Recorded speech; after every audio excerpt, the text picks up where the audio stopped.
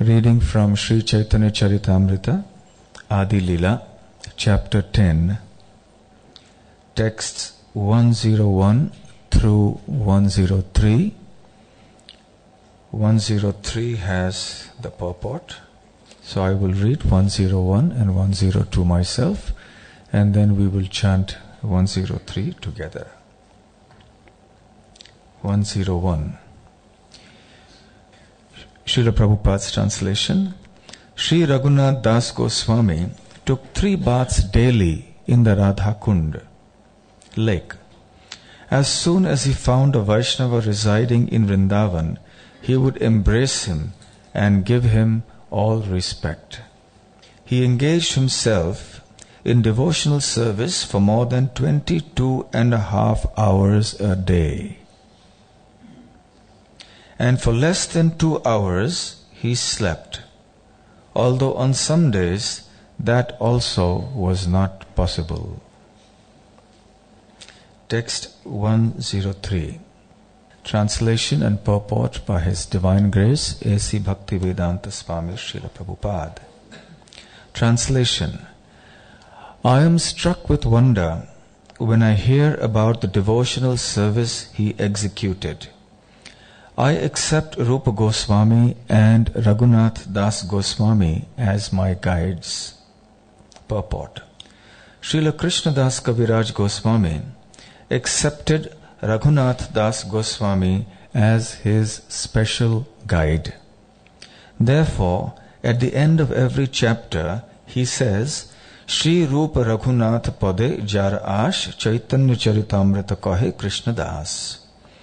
Sometimes it is misunderstood that by using the word Raghunath, he wanted to offer his respectful obeisances to Raghunath Bhatta Goswami. For it is sometimes stated that Raghunath Bhatta Goswami was his initiator, spiritual master. Srila Bhakti Siddhanta Saraswati Goswami does not approve of this statement. He does not accept Raghunath Bhatta Goswami as the spiritual master of Srila Krishnadas Kaviraj Goswami. Om Jnanatimirandhasya Jnananjana Shalakaya Chakshurunmilitam Yena Tasmai Shri Gurave Namaha Shri Chaitanya Manobhishtam Sthapitam Yena Bhutale Swayam Rupa Kada Mahyam Dadati Svapadantikam Vandeham Shri Guru Shri Yutapada Kamalam Shri Gurun Vaishnavamscha Shri Rupam Sagrajatam Sahaganda Raghunathan Vitam Tam Sajivam Sadvaitam Savadhutam Parijana Sahitam Krishna Chaitanya Devam Shri Radha Krishna Padang Sahaganda Lalita Shri Vishakhan Vitamscha Nama Om Vishnu Padaya Krishna Preshtaya Bhutale Srimate Bhaktivedanta Swamin Niti Namine Namaste Saraswate Deve Gauravani Pracharine Nirvishesha Shunyavadi Paschatya Deshatarine Vancha Kalpatarubhyascha Kripa Sindhubhya Evacha Patitanam Pavanebhyo Vaishnavebhyo Namo Namaha Jai Shri Krishna Chaitanya Prabhu Nityananda Shri Advaita Gadadhar Shivasadi Gaura Bhakta Vrinda Hare Krishna Krishna Krishna Hare Hare Hare Rama Rama Rama Hare Hare. Jaya Jaya Shri Chaitanya Jaya Nityananda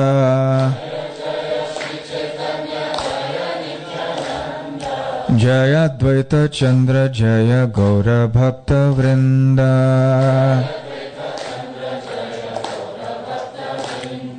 Jaya Jaya Shri Chaitanya Jaya Nityananda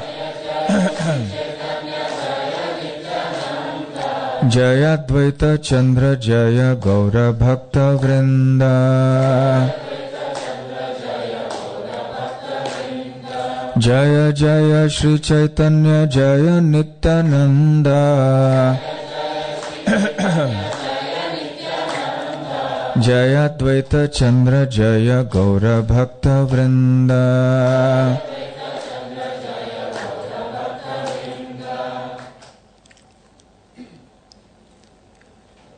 In this 10th chapter of the Adi Leela of the Chaitanya Charitamrita, Srila Krishnadas Kaviraj Goswami has been describing the different branches of that transcendental tree called Sri Chaitanya Mahaprabhu. And he has come now to the point of describing Srila Raghunath Das Goswami.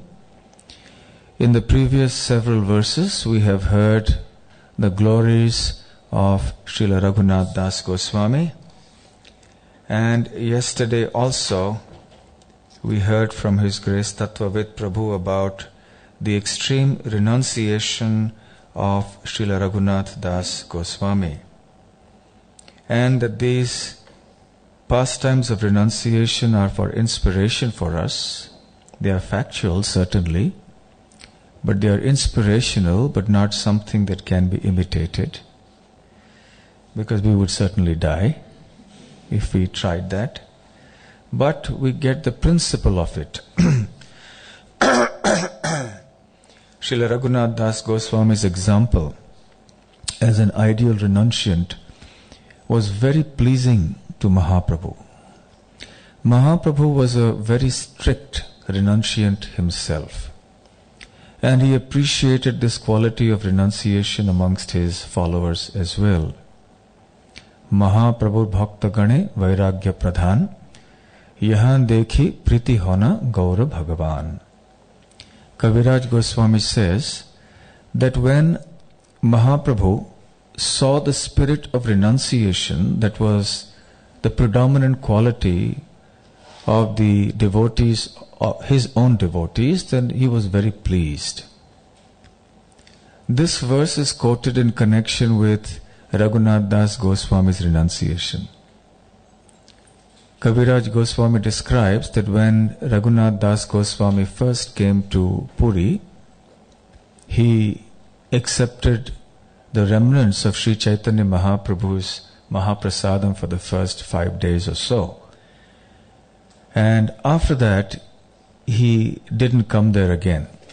Govinda, the personal servant of Sri Chaitanya Mahaprabhu, would keep aside some Mahaprasadam remnants and give it to Raghunath.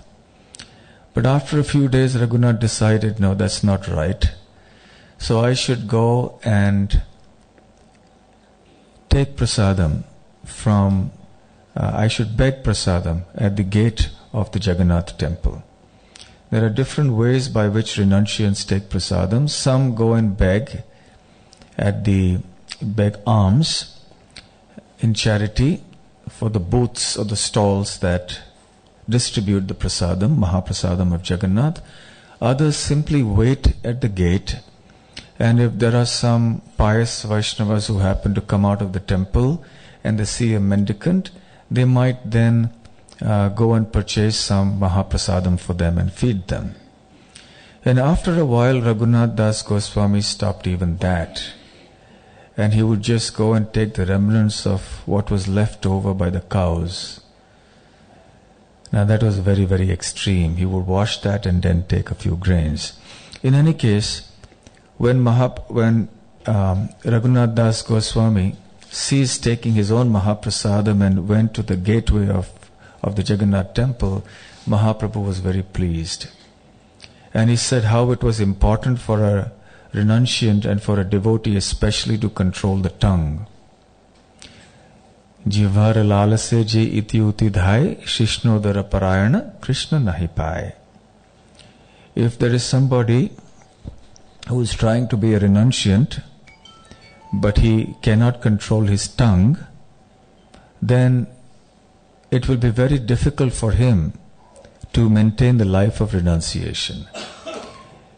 If out of the desire to eat palatable dishes he runs here and there, iti uti dhai, then Shishna Udara Parayana, he will be a servant of his belly and genitals and will not be able to lead a life of renunciation. So in that connection, Kaviraj Goswami mentions this verse about how Mahaprabhu was very pleased to see the spirit of renunciation amongst his followers. Raghunath Das Goswami was very young when he came to the association of Mahaprabhu. And Mahaprabhu handed him over to Swarup Damodar Goswami as his mentor or as his Shiksha Guru. And he said, henceforward you will take all good instruction from Swarup Damodar. So every time that Raghunath Das Goswami wanted to directly ask Mahaprabhu some questions, he would direct him to Swarup Damodar. Swarup Damodar Goswami, of course, would also give good instruction to Raghunath Das Goswami. But sometimes Raghunath Das Goswami wanted to personally get some instructions from the lotus mouth of Sri Chaitanya Mahaprabhu. He would, as a matter of custom, out of shyness and out of etiquette, not ask Mahaprabhu anything directly.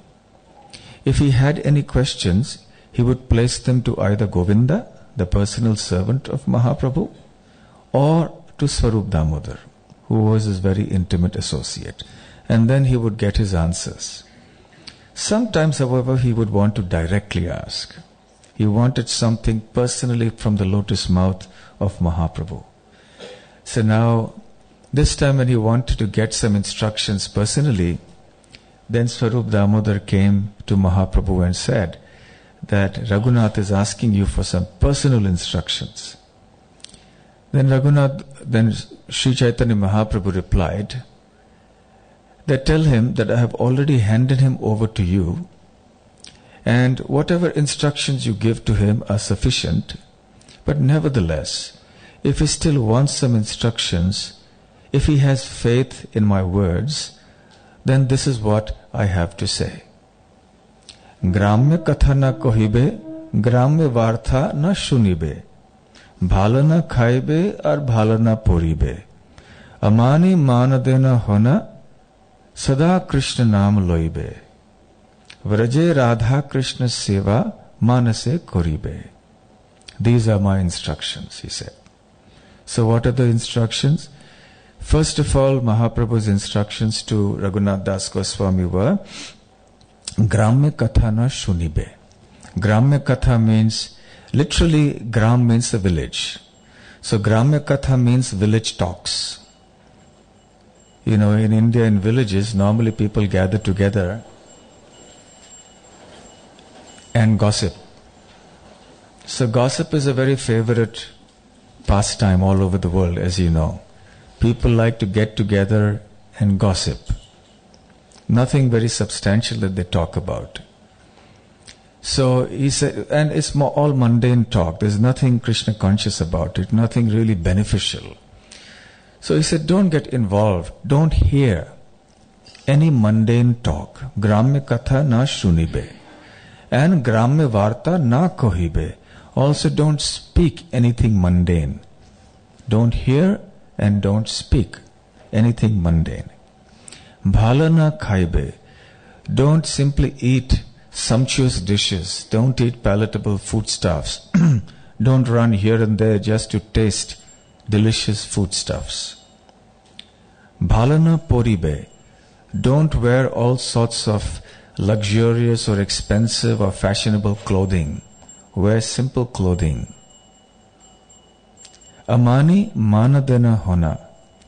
Amani manada hona. Become a mani. That means don't expect any respect for yourself. Manada, always be eager to give respect to others. In this state, always chant the Krishna Naam, the holy names of Krishna. Vraje Radha Krishna Seva Manase Koribe. And living in Vraja, within your mind, you should always serve Radha and Krishna. And he said, now you tell Raghunath Das Goswami. So Raghunath, these are the instructions for you. I have direct personal instructions to you. And then he quoted his famous Trinadapi Sunichena verse.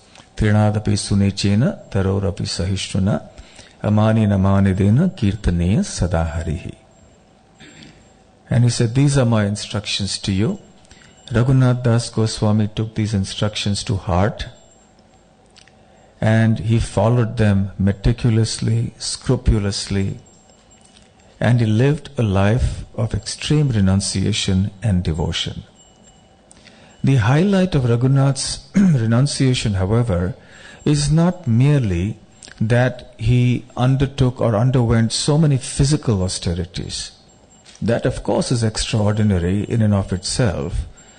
But the chief feature of renunciation of a devotee is the devotion, the spirit of devotion in which that austerity is done.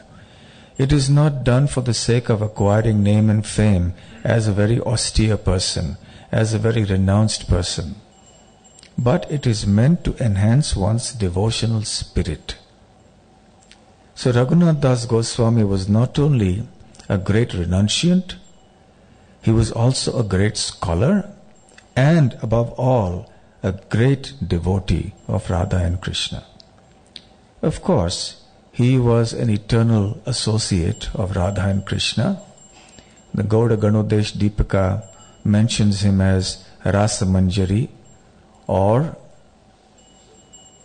Rati Manjari or Bhanumati. I mean, these are the different opinions given in the Gauda Ganodesha Deepika. So he's in his Krishna Leela, in his constitutional position in Goloka, he is a Manjari. So naturally for him to be able to perform these austerities is not very astonishing. So Raghunath Das Goswami stayed in Puri, and after the departure of Sri Chaitanya Mahaprabhu and Swarup Damodar, he could not bear to live in Puri anymore.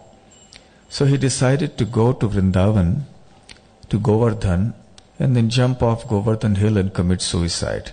Srila Prabhupada recommends that this was some sort of an acknowledged method of doing it amongst Vaishnavas. Not just out of frustration because of material reasons, but out of spiritual separation. Again, not something we can ever try to imitate from anywhere. Not just Govardhan, of course, we don't step on, but from anywhere. Now, these things have to be doubly mentioned.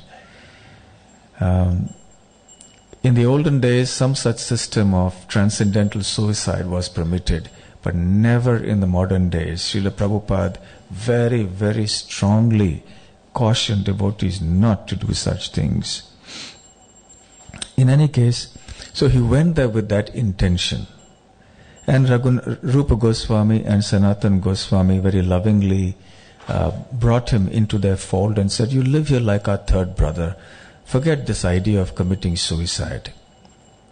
Now, Raghunath Das Goswami was very special for many reasons, and Rupa Goswami, Sanatan Goswami, and the other Goswamis at Vrindavan especially wanted to hear from Raghunath Das Goswami.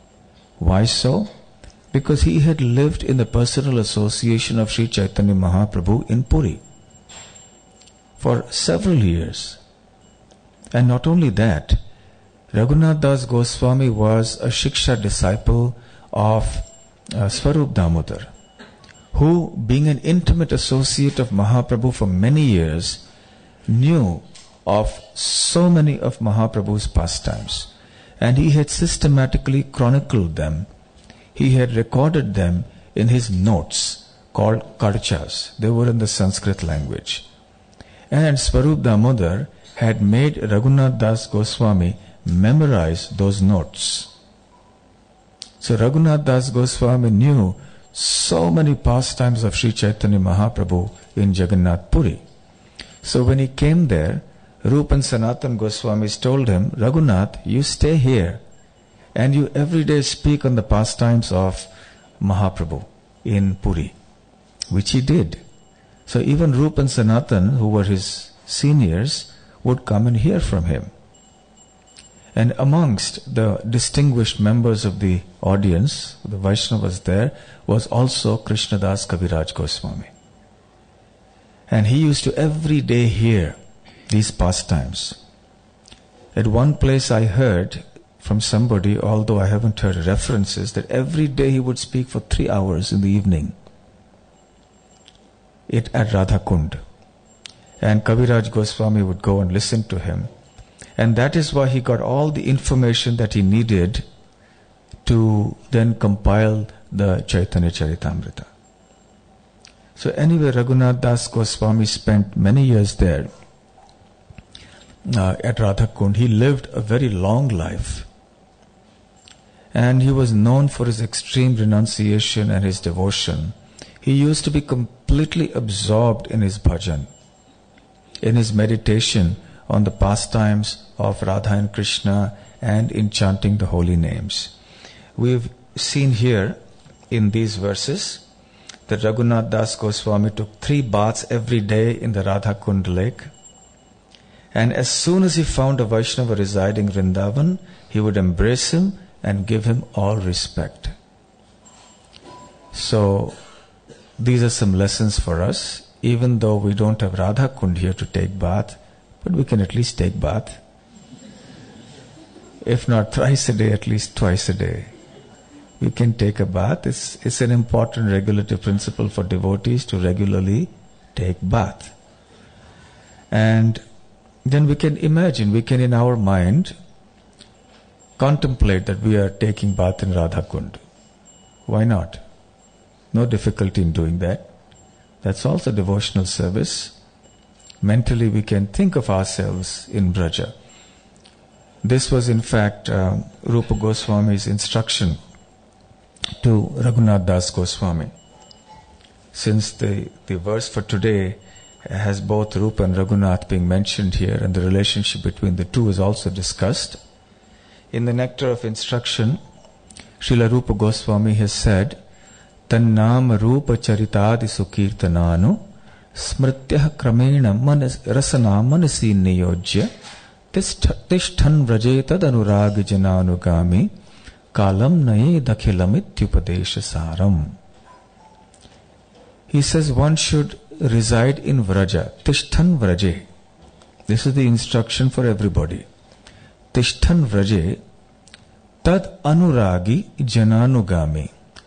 Anugami means to be a follower. Anu means to be behind, Gami means to go. So one must be a follower, Tad Anuragi. One who is an Anuragi Bhakta, one who has raga, one who has intense attachment for Krishna. And one should become the follower of such an eternal resident of Vrindavan. One should live in Vrindavan and become a follower of such an eternal resident of Vrindavan. And what should one do? Tan, that means for Krishna, Nam, Rupa, Charita, Adi. The name, the form, the pastimes, etc. of the Supreme Personality of Godhead Krishna. What should one do? Sukirtananu smrityoho. One should constantly hear about smrityoho kramena and then gradually try to cultivate remembrance.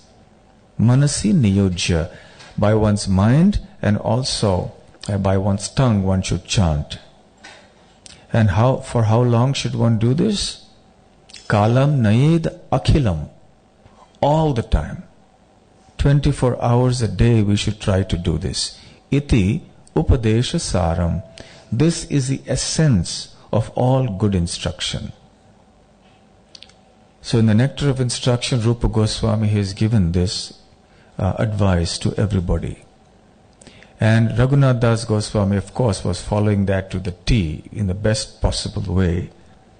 Now, Tishthan Vrija, living in Vrindavan, has been explained by the Acharyas to mean not necessarily only living physically in Vrindavan. Maybe for some people that is recommended, and if that's the instruction they have from their spiritual master, then that's very well. But one should not go and live whimsically in Vrindavan and then perform sinful activities over there, or just while away time, or go there merely to socialize, or even to enjoy Vrindavan in a spiritual way. Vrindavan is meant to be a place of seva. We go there in a spirit of serving. And if one is not in that mood of strong sadhana and strong service, then one should not go to Vrindavan. And one should take blessings before one goes. Not that whimsically one just goes anytime one likes and comes back. It is a very serious business residing in Vrindavan. And for those who are not able to go to Vrindavan or have been asked specifically to not go to Vrindavan, then one should reside in whatever place that one lives in, and in one's mind one should live in Vrindavan. Mahaprabhu has said, Mora mana Vrindavana. My mind is Vrindavan. And Srila Prabhupada also explains that if one is thinking of Krishna, then one is automatically in Vrindavan. So it doesn't matter that we are in London. In consciousness, we need not be away from Vrindavan. Because apart from being a physical geographical place, Vrindavan is also a state of consciousness. And therefore, living here in London, one can well be situated in Vrindavan if one thinks about Krishna. So therefore, one should cultivate this habit of remembering, hearing about, chanting about the glories of Krishna, remembering his pastimes, and so on. So similarly, when you're taking bath, you can imagine you're taking bath in Radha Kund. Why not? No harm. And one can imagine, not in a whimsical way, not in a kind of a casual way, but in a serious way. One should try to reflect on the deities, even here in the temple, or the pastimes of Krishna in Vrindavan. In this way, one should cultivate this internal spirit of attachment to Krishna, which is actually the heart of renunciation. The heart of real renunciation is cultivating attachment to Krishna. In other words, detachment from matter means attachment to Krishna. And that is how one should conduct one's life as a devotee.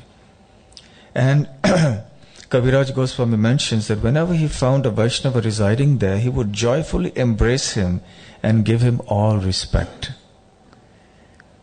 This is another principle of Vaishnava dealings and lifestyle. We should feel, or at least try to feel, happy when we see another Vaishnava. Not that we think, oh, here comes so and so. Oh, maybe I should look the other way or walk the other way. Maybe I've had some disagreement with this Vaishnava and then... So even if one feels a spirit of rancor or some kind of bitterness towards somebody, one has to use one's spiritual intelligence to try to overcome it. It's very important. Because this will become a hindrance in our japa and in our meditation. So it is natural, as a result of dealings in this world, that there will be a little this and a little that between people. And Srila Prabhupada also in the Krishna Balaram temple Prasadam hall, there's a huge poster with a quote of Prabhupada and his picture. I don't remember the exact quote, but it's something to the effect that when you live amongst people, there's always going to be some misunderstanding with somebody. But we should not take these little things seriously. We should forgive and forget, and we should adjust things and move on. So living in the society of devotees, these things happen. So one should not let things remain. Even if there is a cause of bitterness between devotees, we should not let that bitterness remain in the heart. By spiritual intelligence, by the process of hearing and chanting, we should try to wash away that bitterness or that little obstruction that comes in the way of our Krishna conscious progress. So we should joyfully see Vaishnavas and try to be friendly with them. And being friendly with Vaishnavas means to keep Krishna in the center. And then Kaviraj Goswami explains that Raghunath Das Goswami did devotional service for 22.5 hours a day. And then for the remaining time he slept, and sometimes he couldn't even do that. That's extraordinary. It's quite the reverse for us, isn't it? We do our chanting for 1.5 to 2 hours every day, and our devotional service takes up 2 to 2.5 hours every day. And then for the rest of the day we do other things. And sometimes he didn't even find time to sleep. So sometimes we also don't find time to chant, or we don't find time to hear. So Raghunath Das Goswami's example is an extreme example. But it's meant for purposes of inspiration. Even Kaviraj Goswami, he who is no ordinary devotee himself, says, Tahara sadhana riti shunite chamatkar. Just by hearing about the devotional service executed by Raghunath Das Goswami, I am struck with wonder. Kaviraj Goswami was also a great renunciant and a devotee. But even he says, I am struck with wonder to see the example of Raghunath Das Goswami. Raghunath Das Goswami lived in Radhakund for a long time. And once when he was sitting on the bank of the Radhakund, he was looking at the ponds. They were just ponds at that time, really. When Mahaprabhu had come to Vrindavan, he had identified the two lakes, Radhakund and Shyamkund. Before that, nobody knew where they were. Even the local residents there didn't quite understand. They would call it Karo Kund and Goro Kund, in the sense that they didn't know what it was. There was the paddy field, and there was some water there. But when Mahaprabhu first came there, he understood this was Radhakund and Shyamkund. And in great ecstasy, he plunged into the waters and he took bath over there. And the villagers were surprised to see this. And then Mahaprabhu informed the Vaishnavas that these are the two holiest of holy places in the entire creation. So Raghunath Das Goswami would come and do his chanting and be absorbed in meditation on the banks of the Radhakund. Then one day when he was looking at the Radhakund, he felt, I think it should be excavated properly. It doesn't look very good. There should be proper steps and there should be stone, so that the ghats should be made. They're called ghat. Ghat means a series of stone steps that lead into the pond or the river. But he was thinking how this should be done and so on as he was doing that. And then immediately he began to condemn himself. Oh, I'm chanting, but I'm thinking of management and all these things. So no, I should just think this is a distraction to my bhajan. But this desire had come in Raghunath's mind, and Krishna recognized it. Yes, this is my devotee's desire. And also, yes, this should be done.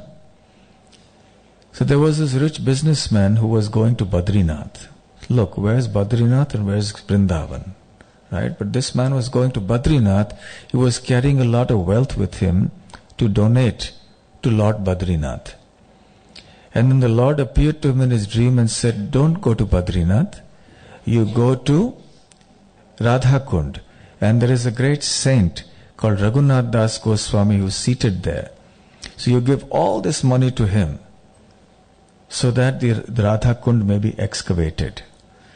So this businessman, he went there and he found Raghunath Das Goswami and gave all this money, and Raghunath Das Goswami was taken aback. He said, what am I going to do with all this money? And he said, well, this is a dream I have and you have to take it. The Lord personally wants this for you. Then Raghunath Das Goswami understood that this was actually the Lord's desire. And in any case, even if we are engaged in tasks of management, because it is meant for Krishna, it's transcendental. Somebody has to do it. If we may want the ecstasy and the pleasure and the comfort of just sitting and reading and hearing and chanting, but all this is made possible because somebody is doing the hard work of seeing that the bills are paid and the bulbs are in order and the mic works and the place is cleaned and so on and so forth. So we are getting the fruit of somebody's austerities, of somebody's hard work. See, for example, here in our movement, we are living we're eating the sweet fruit of the austerities done by the devotees in the early days. So they set up everything for us. They gave it to us on a silver platter. Here we have the Bhaktivedanta manor and nice comfortable place. We come here and we hear and chant, and it's all very well. But we also have to remember the sacrifices made by these devotees in the early years, because of which this temple is here. The sacrifices made by Prabhupada. And the continuing sacrifices made by so many other devotees down to the current day. And this will have to continue in the future if we want to maintain this transcendental legacy. So in any case, then Raghunath Das Goswami was wondering, how should I go about excavating the Radha Kund? At that time came Jiva Goswami. Jiva Goswami was not only a great scholar, but he was also an expert manager, apart from being a great devotee. It's very difficult to find people who are all rolled into one, like Srila Prabhupada, being expert in kirtan, being expert in everything in Krishna consciousness. He was an all-round perfect devotee. So Jiva Goswami was also very expert in management. So he came there, and then the task remained about negotiating all the land deals with the local people. You know, land deals are always problematic. And in Vrindavan, ever so. So then Jiva Goswami came and he assisted Raghunath. He took all the headache and said, all right, I'll do all the negotiation with the land deals and all the documentation and the paperwork and everything. And then he did that. And when Raghunath Das Goswami was appointed as the first Mahant, was the first head of the Mutt at Radha Kund. And that seat has continued down to the present day. So then Raghunath Das Goswami had a very, very major contribution to play there at Radha Kund. His samadhi is still there on the banks of the Radha Kund. Sometimes Srila Raghunath Das Goswami would go to Manasi Ganga in Govardhan, where Gopala Bhatta Goswami used to have his bhajan kutir. And he would go there to get his association, sometimes to bathe in the Manasi Ganga, to perform his bhajan over there. One time when Raghunath Das Goswami was seated on the bank of the Manasi Ganga and he was absorbed in his meditation, a tiger came there to drink water. And Raghunath Das Goswami was unmoved as he sat there absorbed in his meditation. Now from a distance, Sanatan Goswami was observing all this and he became worried. Now the tiger has come so close to Raghunath Das Goswami and he's unmoved. It's risky here, it's dangerous. So then after the tiger drank and went away, and Raghunath Das Goswami was still not moved at all. So then Sanatan told him, Raghunath, it's time you built yourself a bhajan kutir. You should live in some place, you need some basic protection. Because Raghunath Das Goswami didn't even have a little cottage to stay in. He was just wandering here and there in Braj, sometimes at Radha Kund, sometimes, mostly at Radha Kund, sometimes at Manasi Ganga, sometimes doing parikrama and being at other places around Govardhan. Then at the behest of Sanatan Goswami, then Raghunath Das Goswami built himself a small bhajan kutir. Rup and Sanatan Goswamis used to often be at Radha Kund. They would also be at different places. One time Rupa Goswami wrote this drama called Lalit Madhav, which talked about Krishna's, the feelings of separation of the devotees from Krishna. And that was a very painful thing for Raghunath Das Goswami to read, because these feelings of separation are very difficult to bear. So when the devotees read about these feelings, they feel very unhappy. It's of course also something on the transcendental platform. It's also transcendental bliss. But nevertheless, it's something that causes so much pain in the heart to the devotees. So when he read about these pastimes of separation of Krishna from the devotees, Raghunath Das Goswami was in extreme agony. And he even began to wonder how he was still alive. Those pangs of separation and those pangs of agony were extreme. So when Rupa Goswami came and saw what was happening, and this is the result of his having read Lalita Madhav, he became alarmed. But he had to be very intelligent. So he thought, what should I do now to ensure that Raghunath Das Goswami doesn't leave his body? Because the pangs of separation are so strong.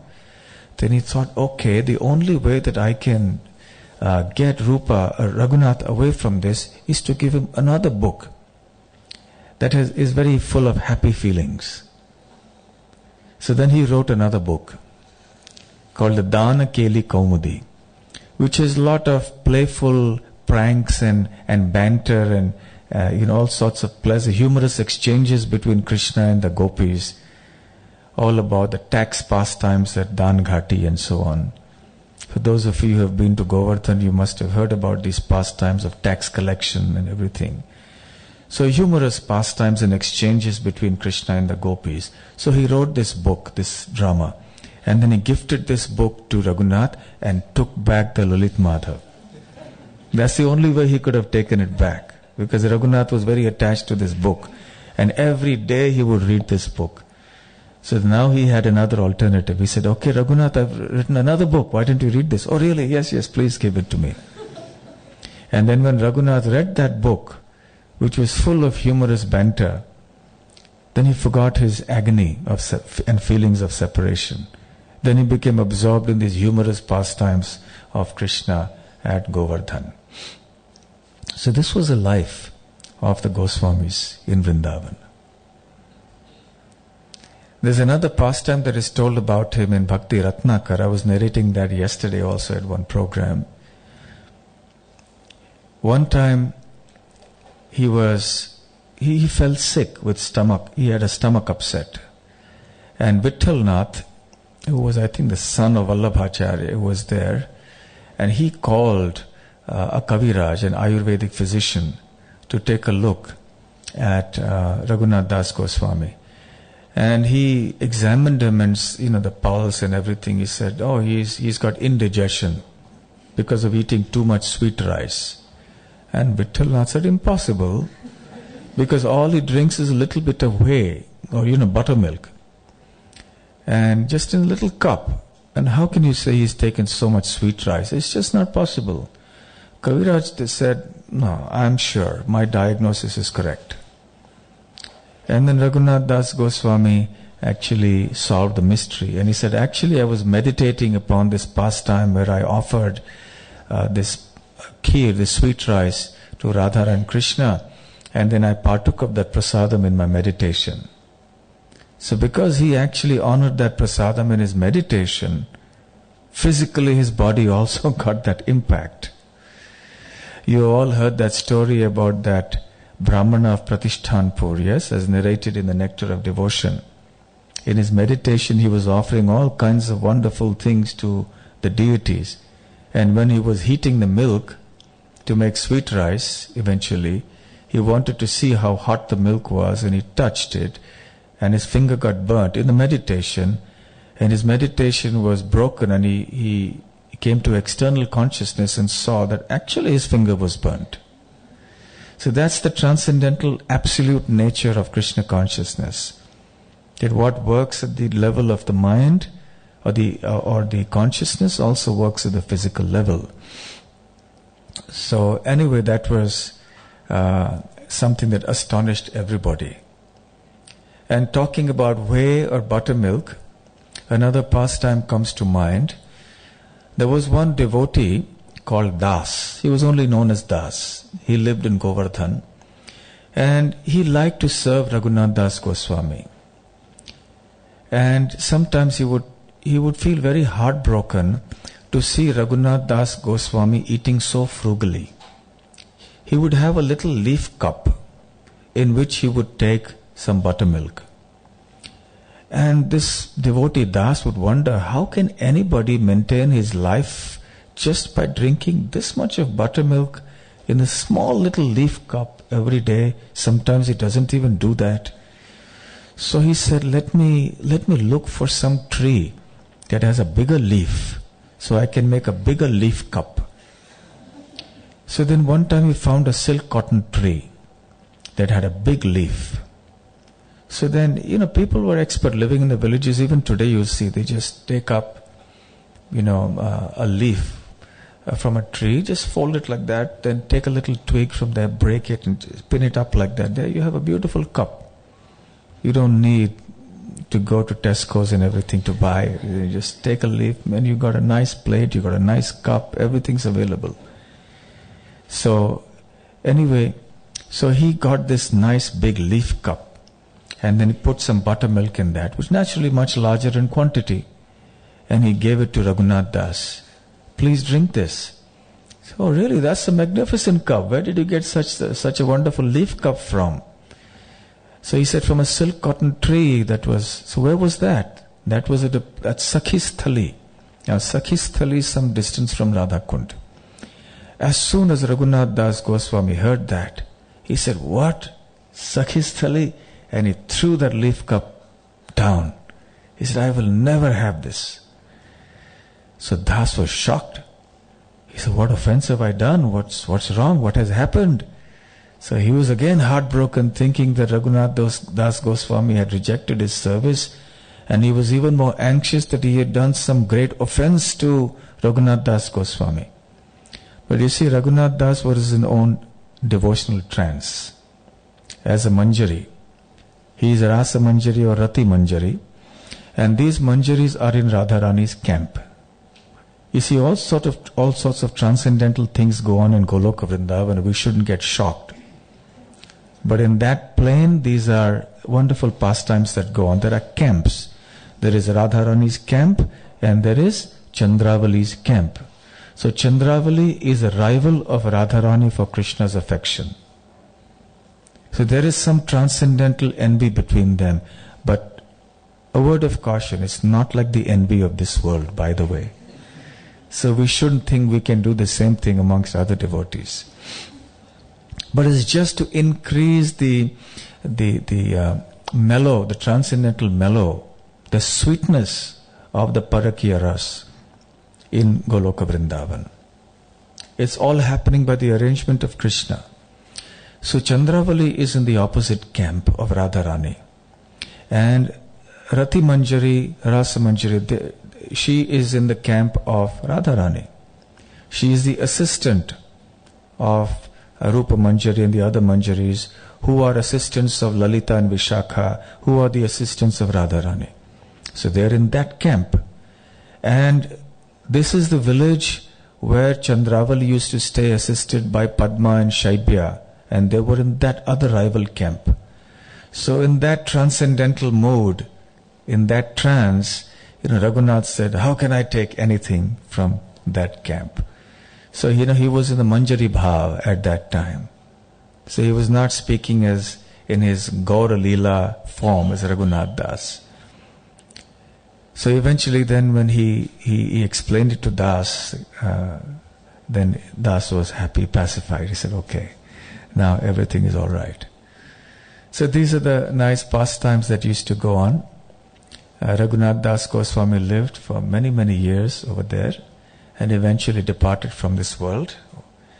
Here in the purport, Srila Prabhupada mentions that Raghunath Das Goswami's, Krishna Das Kaviraj Goswami's Diksha Guru was not Raghunath Bhatta Goswami, as is sometimes mistakenly understood by some, but Krishna Das Kaviraj Goswami's Shiksha Guru was Raghunath Das Goswami. So we'll stop here. We have a few minutes for questions or comments. Srila Raghunath Das Goswami ki jai, Srila Rupa Goswami ki jai. Any questions?